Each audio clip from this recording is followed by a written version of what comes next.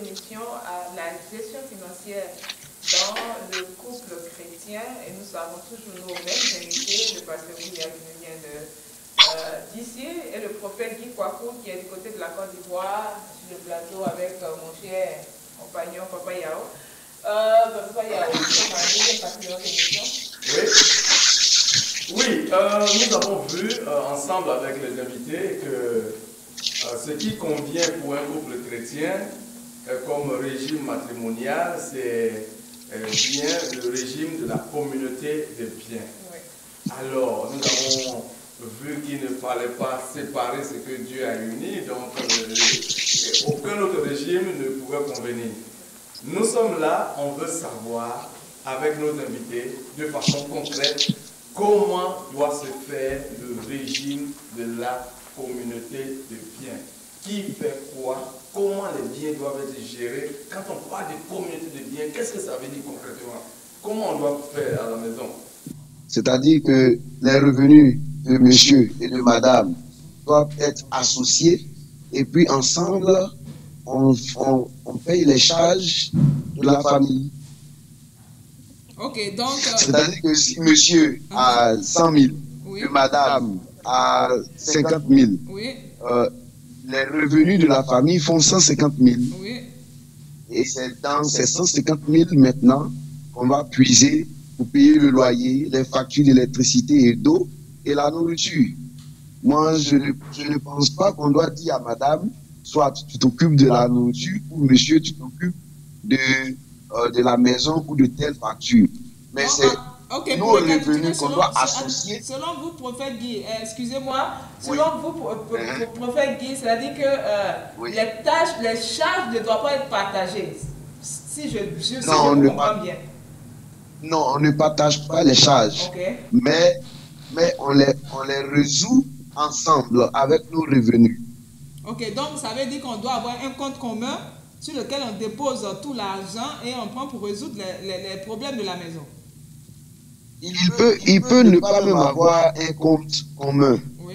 Mais moi, je reçois mon salaire par virement. Okay. Madame également reçoit son salaire par virement. Okay. L'un et l'autre connaissent le salaire de chacun.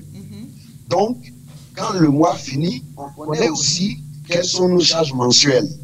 On apporte ce qu'on a reçu et puis on satisfait aux charges de la maison. Et si on élabore un compte commun, c'est encore une meilleure chose. Ok. Bon, on vous a compris, on reviendra tout juste à vous, Pasteur Goulia. Comme il a dit, monsieur touche, madame touche, on dépose tout sur le compte et puis on prend pour gérer. Mais souvent, il y a problème. Il y a problème. Mais avant d'arriver au problème, il faut connaître l'avis du pasteur Goulia sur la question. Comment ça doit se faire de façon concrète, pasteur Goulia, la gestion à la maison? Je pense, comme le prophète vient de le dire, les biens sont communs. Okay. Donc, les salaires aussi sont communs. Voilà. Et les charges sont aussi communes, oui. Puisque le couple a des enfants. On ne sépare pas les enfants. On ne divise pas les enfants. Donc il y a un problème. Tout ça, c'est la chair et l'égoïsme, l'individualisme, que tout ce que l'Europe ou bien les autres sociétés nous apportent. Oui. Sinon, en fait, il n'y a même pas de débat dans cette histoire-là. L'argent se met ensemble. On se fait confiance, c'est pour ça qu'on est mariés. Voilà, on a un compte commun, on peut avoir un compte épargne, voilà, et voilà, on gagne $10 000, ok, $5 000 sont faits pour les dépenses et tout ça, les autres 5 000, on les met sur le compte, et puis on essaie de réfléchir pour savoir où investir, pour les enfants qui doivent aussi aller au collège, qui doivent,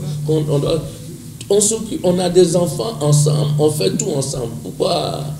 voilà, moi, bon, c'est pas trop compliqué. Hein.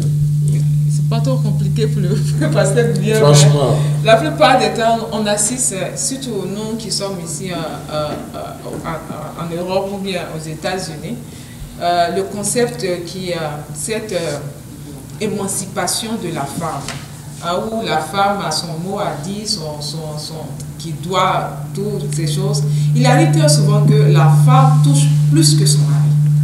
Elle a un bon boulot que son mari, et madame, elle veut son argent, elle veut garder son argent, elle se dit toujours que j'ai ma famille, que je dois m'en occuper. Tu m'as épousé, occupe-toi de moi. Mais moi, mon argent, si j'ai quelque chose à faire, ben, je prends quelque chose, peut-être une seule chose dans la maison, toi tu fais le reste. Tu dois t'occuper de moi, t'occuper des enfants, t'occuper de la maison. Tu es l'homme, tu m'as épousé, c'est pour cela que tu m'as épousé, pasteur.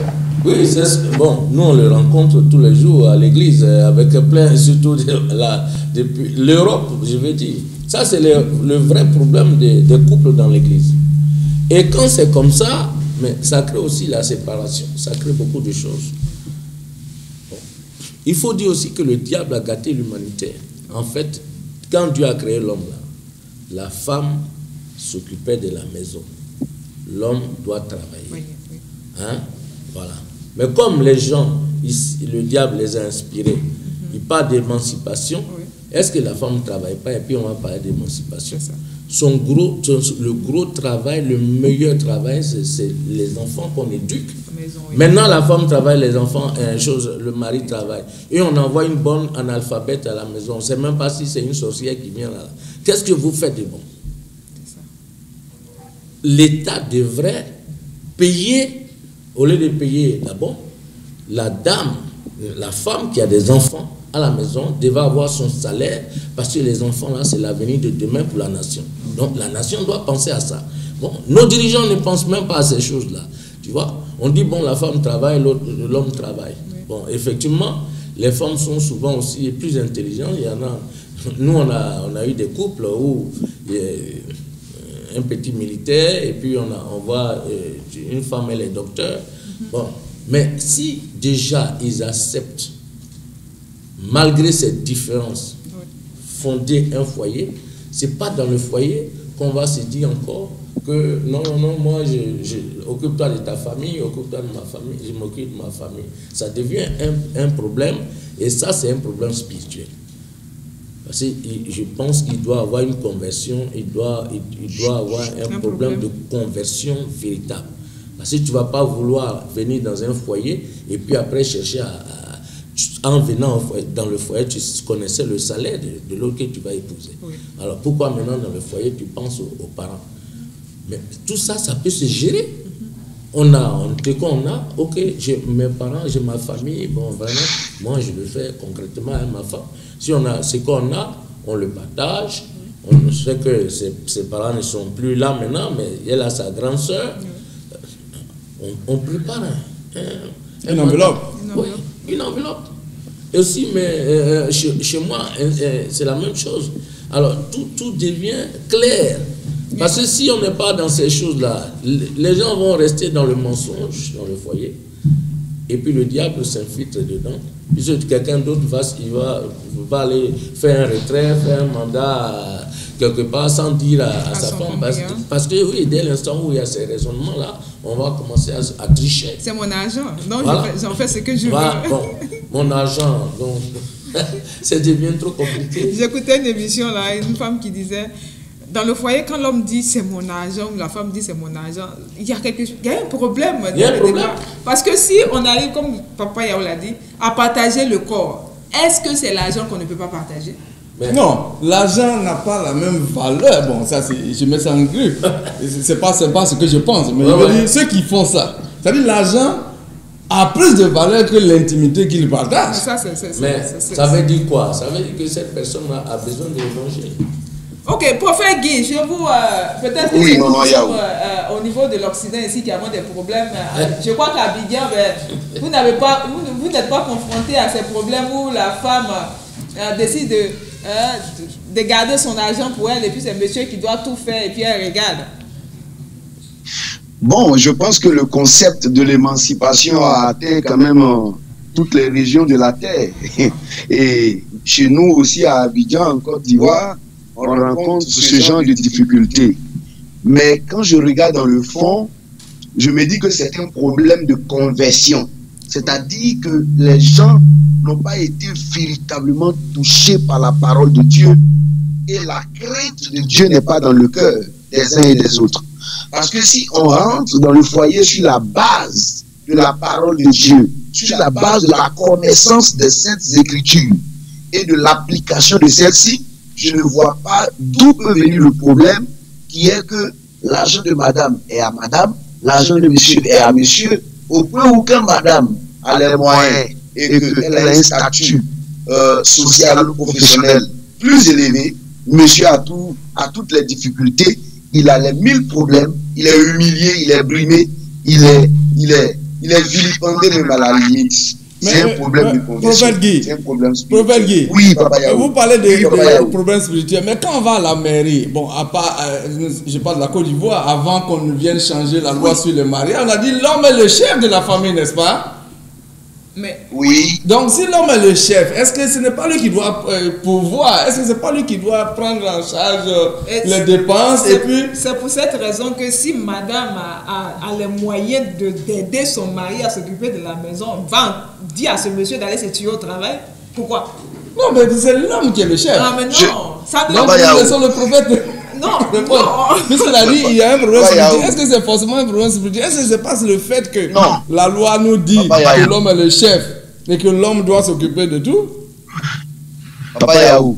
Oui. Quand je parle de problème spirituel, oui, je parle du fait que nous retrouvons dans un cadre chrétien et ce problème ne devrait pas se poser. Okay. Et quand il se pose, ça veut dire que dans le fond, les conjoints eux-mêmes n'ont pas véritablement compris la base du mariage dans les Saintes Écritures, n'ont pas véritablement compris le sens du mariage. Voyez? C'est cela le problème spirituel dont je parle. Donc il n'y a pas la crainte de Dieu de façon totale dans les cœurs. Sinon, même la loi en Côte d'Ivoire, avant qu'elle ne change, disait que l'homme est le chef de la famille. Mais quand nous rentrons dans le foyer en tant que chrétiens, et que nous ouvrons la Bible, que nous nous retrouvions en Côte d'Ivoire ou en Occident, dans la Bible, l'homme est le chef de la femme. Voilà, l'homme est le chef de la femme.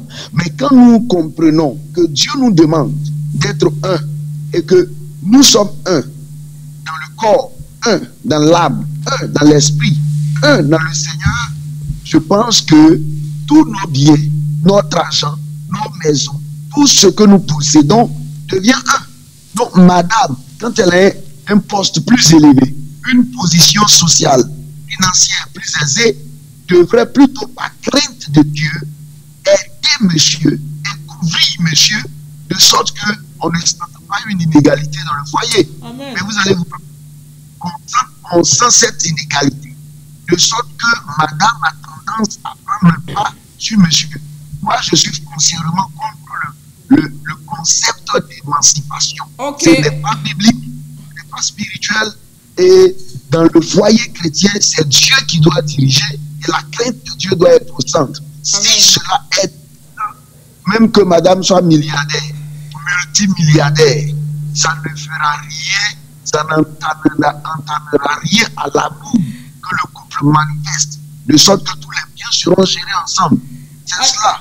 Non, pasteur, prophète Guy, je vous ai bien compris et je dirais pas que je partage votre avis, mais je dirais que vous avez totalement raison. Pasteur Goulia, vous êtes sur le plateau ici, c'est ça en fait le problème qu'il y a. Quand c'est l'homme qui a plus que la femme, ce problème ne se pose pas. L'homme, il est prêt à tout prendre en charge, à faire tout, même si sa femme ne travaille pas, à couvrir sa femme, à faire en sorte que quand sa femme est dehors, on lui donne le respect qu'on doit. Mais pourquoi est-ce que quand c'est nous les femmes, qu'est-ce qu'on a? Quel est cet égoïsme et cette méchanceté? J'en connais une qui carrément même insulte son mari parce qu'elle est plus positionnée que son mari. Elle insulte le monsieur. Elle veut, qu'est-ce qu'elle veut? Elle veut que son homme puisse aller s'asseoir, surveiller les enfants. Et l'homme sera, je ne sais pas si c'est homme au foyer, mais femme au foyer. Et elle sera l'homme en train de travailler, qui envoie, qui va... Mais si tu n'as pas les moyens, il faut surveiller les enfants. Parce que ça aussi, c'est un travail. Oui, c'est un travail, mais quand tu demandes à ton mari de surveiller les enfants, ne lui demande pas de payer la maison à la fin du mois. Il fait là comme on va bon, là, c'est un autre problème, mais bon, sinon... Voilà, oui, franchement, effectivement, le problème ne se pose pas au niveau des hommes. Oui. Parce que l'homme, naturellement, il est appelé à s'occuper. Ça, qu'il soit chrétien ou non, naturellement, c'est la même chose. Hein? Bon, mais le problème se pose au niveau de la femme. Oui. Soit souvent, ce sont les parents de la femme qui l'influencent. Oui. Parce qu'il y a des gens aussi, le mariage, ils transportent la famille à la maison, alors qu'on dit l'homme quitte son père et sa mère. Mais physiquement, ils ont quitté. Mais ils n'ont pas quitté. Non, c'est le corps qui n'est plus là-bas. Le corps n'est plus là-bas. Mais l'esprit est là-bas. Toute l'éducation, toute la pensée de la famille est dans la nouvelle famille. Alors que la nouvelle famille, on doit s'entendre pour construire dessus. Mais il y a déjà, on vient avec un bagage de ce qu'on a vécu dans la famille. Et c'est ça qui crée des problèmes. Mais je vais donner un passage biblique dans Matthieu chapitre 6, verset 21. Jésus avait été dans les raisons. Il dit quoi? Là où est ton trésor, c'est là se trouve, sera aussi ton cœur. Là où est ton trésor, c'est là. Bon, si la femme dit à son mari, elle commence à l'insulter, c'est que son cœur n'est pas là. Voilà. Mais pourquoi elle est là si son cœur n'est pas là? Mais justement, c'est ce qui crée des divorces. Non, ben non, peut-être que quand elle venait dans le foyer, elle n'avait pas les moyens. Et c'est dans le foyer qu'elle s'est construite. Ça arrive justement. Oui, le mari peut construire sa femme. Elle était à l'école. Oui. Voilà, elle avance. Maintenant qu'elle a des diplômes. Maintenant, l'autre ne représente plus rien. Voilà, il faut le vilipender, il faut... Voilà. Bon, donc, c'est... Bon. Avant, pasteur, ce sont des choses qu'on constatait dans des foyers non chrétiens. Mais aujourd'hui, malheureusement, je dis bien malheureusement, et j'ai un pincement au cœur, c'est nous les chrétiens qui devons donner cet exemple-là au monde. C'est nous qui avons ces comportements. Qu'est-ce qu'on peut montrer au monde si nous, on se comporte de la sorte? Madame Yao, c'est ce que je vous dis. Il n'y a pas de conversion. Donc, en fait, nous sommes en train de voir plus ou moins les causes de cette situation. Si il y a problème dans la gestion des foyers, il y a bien des causes. Et donc, l'un des points, il n'y a pas de conversion. Soit madame n'est pas convertie, soit monsieur n'est pas converti. Voilà. Deuxième raison, vous avez dit tout à l'heure, et c'est juste, on a transporté souvent les familles. Et les familles envoient leurs enfants dans le mariage pour pouvoir, comme un fonds de commerce. Donc, madame, il faut marier monsieur Yao, comme ça, comme lui il a beaucoup d'argent, tu vas nous en envoyer. Donc, la famille continue de guider la femme ou l'homme dans le foyer, de sorte que l'harmonie qu'il devrait avoir dans la gestion des finances n'est pas faite. Quelle autre encore? Je pourrais signaler aussi que une autre cause, souvent aussi, excusez-moi, mais c'est la faute au papa, aux hommes. Quand un homme se marie, et au début c'est l'amour, ces choses, il a les moyens, et il dit à sa femme, oh, tu n'as pas besoin de travailler. Tu n'as pas besoin de... Non, pas travailler, souvent même travailler. Tu n'as pas besoin de ton argent. Tu n'as pas besoin de ton argent. Ton argent, c'est pour toi. Fais-en ce que tu veux.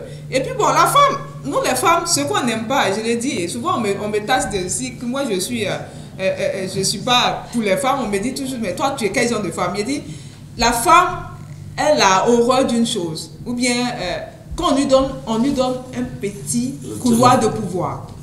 Quand tu lui donnes une petite liberté, c'est le pouvoir qu'elle veut.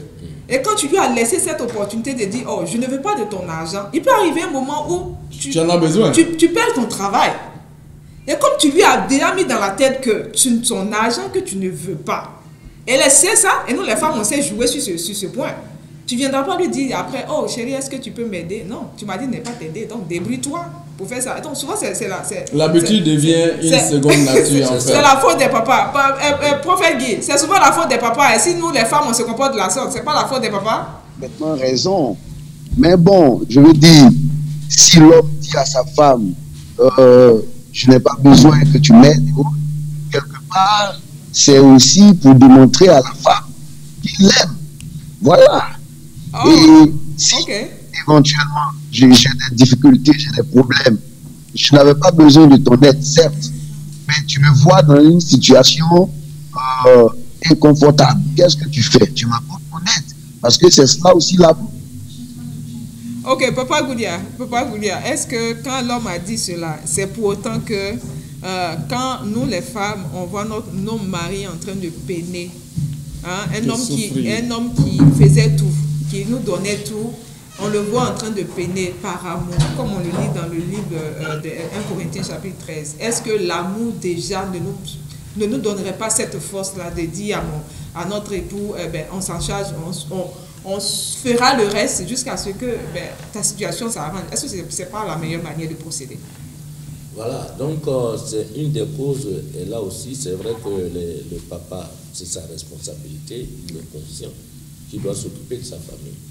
On dit à sa femme, bon, il faut gérer ton salaire, ça ne veut pas dire qu'elle doit prendre son indépendance totale et ne même pas se soucier des problèmes de la famille, où elle-même elle dort, où elle mange, elle fait tout. Donc, je ne m'occupe pas de ton salaire, ne veut pas dire que ne participe pas. Mais l'habitude est devenue une seconde nature. Oui, mais vous lui avez donné l'habitude. L'habitude, bon. Et à côté de cela, l'autre cause, c'est un manque d'amour. Voilà, j'allais en arriver. C'est l'une des... C'est-à-dire, on est parti dans le foyer. C'est la cause principale. On est parti pour des intérêts, on n'aime pas la personne avec qui on vit. Voilà, c'est la cause principale. S'il y a une femme qui fait ces choses-là, elle n'aime pas son mari. Elle est là pour ses propres intérêts. Voilà, c'est tout. Non, elle peut l'avoir aimé dès le départ. Non, mais l'amour, il n'y a pas de billet d'avion pour l'amour. Pour dire que, bon, aujourd'hui, je prends le billet pour aller, je voyage. L'amour ne parle pas. L'amour est éternel. 1 Corinthiens 13, l'amour ne périt pas. Tout peut périr, l'amour ne périt pas. Et l'amour ne cherche pas son intérêt. Ne cherche pas son intérêt. 1 Corinthiens chapitre 13. Donc, maintenant, si tu arrives à ce stade pour dire que non, mon salaire, donc tu es déjà dans le moi, voilà, l'orgueil. Le moi, tu dois renoncer à toi-même d'abord, c'est un principe de disciple-là que Jésus a donné. Pour être disciple de Christ, il y a une condition à remplir, il faut renoncer à soi. Si elle ne renonce pas à elle-même dans son foyer, voilà, où elle sait qu'elle a des enfants, tous les intérêts sont là. Et puis en plus, demain, si le monsieur n'est pas là, tout ce que vous avez bâti te revient. Voilà. Mais pourquoi pendant qu'il est là, tu es égoïste et en train de le faire souffrir? Donc, c'est un manque d'amour. Je suis parfaitement d'accord. Parce que l'amour supporte tout. L'amour n'est pas égoïste. L'amour croit tout. L'amour partage. Voilà. Donc il y a... Oui, absolument. Voilà. Donne sa vie pour les autres. Alors si toi tu ne veux pas donner ta vie pour ton foyer, tu vas donner ta vie pour quoi? C'est ça. Prophète Guy, nous sommes en train de tirer très allègrement à la fin de notre émission. Si vous avez un mot à dire à ces couples aujourd'hui qui traversent ces moments difficiles où madame est devenue incontrôlable, on ne peut plus lui parler parce que son compte, elle a plus de moyens. Son compte bancaire est plus fourni que celui de son mari. Quel conseil voulez-vous donner à ces couples qui traversent ces moments difficiles, prophète Guy? Alors, je voudrais demander à cette dame, à cette femme, de se poser la question: est-ce que ce que je fais réjouit le cœur de Dieu? Est-ce que ce que je fais glorifie le nom du Seigneur? Et je pense que si elle est sincère, elle saura que son action, son comportement n'honore point le Seigneur. À partir de ce moment-là, si elle a la crainte de Dieu au fond d'elle, elle va se revoir. J'aimerais dire à une telle femme de s'humilier. J'aimerais donner le conseil à l'homme aussi de fléchir les genoux et de prier et de comprendre la femme de sorte qu'elle parvienne au changement, à la repentance, parce que pour une telle femme, il leur faut une repentance sérieuse et vraie pour que le foyer retourne sur le Nathan et son comportement. Amen, amen, amen. La technique on vous perçoit très faiblement, mais on a compris l'essentiel. Vous demandez à une telle femme de s'humilier, de voir, de se repentir, de se poser même la question, c'est ça qui est le fondamental. Que ferait Jésus à ma place? Est-ce que ce que je suis en train de faire subir à mon mari aujourd'hui, si c'était Jésus qui était à ma place, ferait cela? Est-ce que ce que je fais réjouit le cœur de Dieu? Pasteur Goulia, votre dernier mot avant que nous ne prions pour ces couples aujourd'hui qui sont sur le bord du divorce à cause de ce que madame refuse de participer aux dépenses de monsieur, le monsieur qui se tue, mais maintenant qui n'en peut plus. Ou aussi, c'est que peut-être un homme aussi ne partage pas son argent avec sa femme. Ce n'est pas forcément les femmes seules. Oui, mais la plupart du temps, c'est la femme qui est responsable de ça. Donc, ouais, c'est ça. Bon, la seule chose que je peux leur dire, c'est que ils doivent savoir qu'ils sont des enfants de Dieu. Oui. S'ils veulent vraiment être enfants de Dieu. Voilà. Et s'ils sont des enfants de Dieu, ce sont des frères et des sœurs.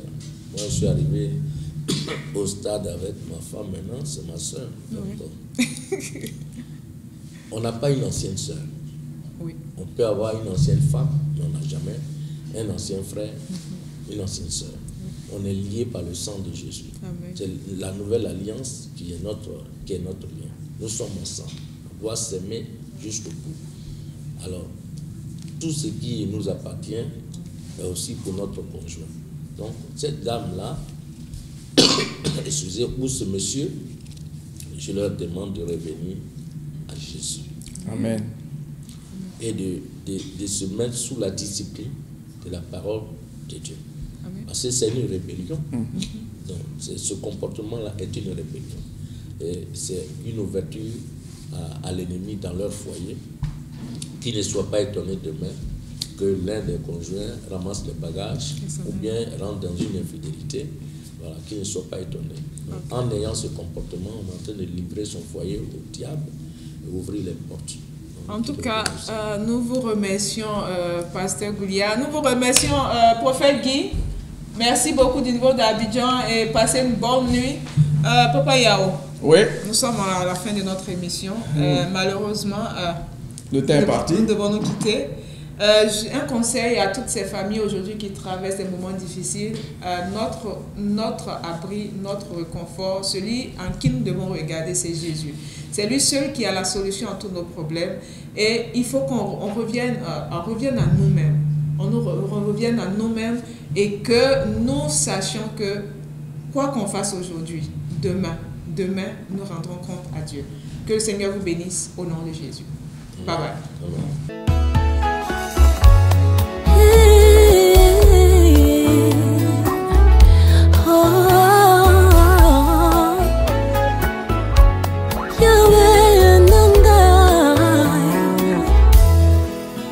Yozali posa oyo esilaka te, yo nde yosilisa baposa nyonso ya mokili.